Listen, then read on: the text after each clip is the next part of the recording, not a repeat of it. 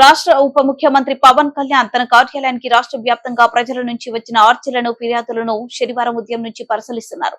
తన కార్యాలయం సిబ్బందితో కలిసి ఉప ముఖ్యమంత్రి స్వయంగా ప్రతి ఆర్చీని క్షుణ్ణంగా చదువుతున్నారు.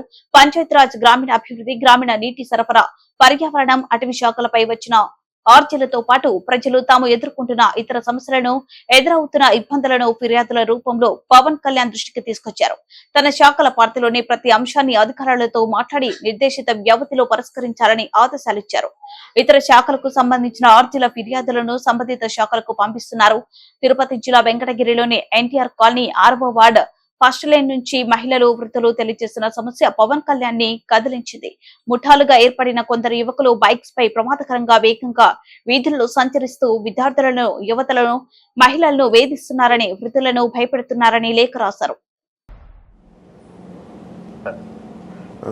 సార్, నాకు రెగ్యులర్గా మన రిపీటెడ్ కంప్లైంట్స్ ఉన్నాయి sir. Just I want bring it your notice. Madhu గారు చెప్పారు కదా సార్, కొంచెం చూడండి సార్. వాళ్ళు small submission, sir. One motorcycle was immediately fitted with the regular silencer, and the council also already counseled. They are taken to police station and counseled 4 days back, sir, because that 6th line, one of the person in 6th line, sir, NTR colony complained, sir. Already we have taken these 2 guys to the police station and physically counseled and already given warning. And ఒక motor చెన్నైకి వెళ్ళింది అంటే ఇంకో motor cycle దొరికి దానికి immediate గా ఈ silencer కూడా చేశారు సార్. రెండోసారి ఇప్పుడు మళ్ళీ పంపిస్తున్నారు సార్. యాక్చువల్లీ నాకు రెగ్యులర్ కంప్లైంట్స్ అంటే రౌడిజం ఎక్కువ అయిపోయిందని కొంచెం మీరు అది కొంచెం సీరియస్గా తీసుకోవాలి సార్. Please contact. ఒకసారి అందరికీ జనరల్ కౌన్సిలింగ్ ఇచ్చేయండి సార్. ఫర్ సిటిజన్ కొంచెం ముందుకు రమ్మని చెప్పండి సార్. Otherwise thank you.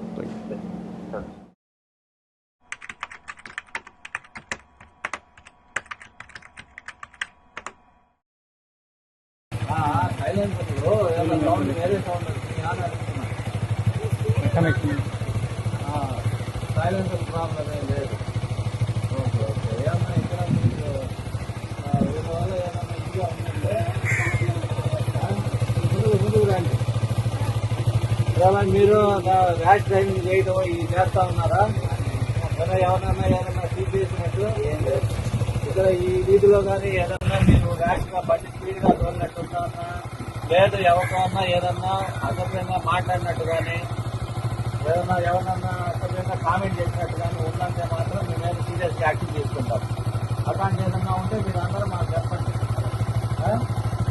వీధిలో వీళ్ళ వల్ల ఉందని చెప్పేసి మాకు తెలియదు వస్తుంది కాబట్టి అందుకనే మీ అందరినీ పిలిపించి మీ ముందే వీళ్ళని అడగడానికి కారణం. ఎందుకంటే ఏదన్నా మీరు ఇదిగానే ఈ వీధిలో మళ్ళీ ఏదైనా స్పీడ్గా బండి తోలినా, లేదు ఎవరికన్నా ఏదన్నా కామెంట్ చేసినట్టు ఉన్నా కానీ మీ మీద సీరియస్గా యాక్షన్ తీసుకుంటాం. చెప్తున్నా ఏదే సైలెన్సర్ ఏమన్నా పెట్టున్నా కానీ ఊరుకునేది ఉండదు. ఏమో వచ్చారా ఎవరన్నా అదొకలా ఉన్నది. మీరంతా కంట్రోల్ పెట్టుకోండి. మీరు అందరు ఇచ్చినా కూడా ఒక భయం ఉన్నా సార్. ఎందుకు చూడండి, వాళ్ళు ఎంత 10 మంది కలిసి వస్తారు. దానికాయలు, మదపలకాయలు, బయటపలకాయలు, వీళ్ళు ఒక బండి వాడి బండికి రావడం,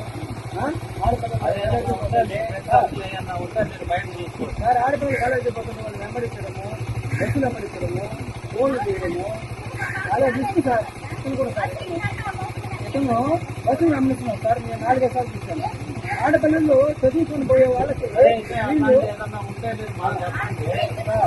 చాలా డిస్టర్బెన్స్ సార్. చాలా డిస్టర్బెన్స్ సార్. చాలా డిస్టర్బెన్స్ సార్.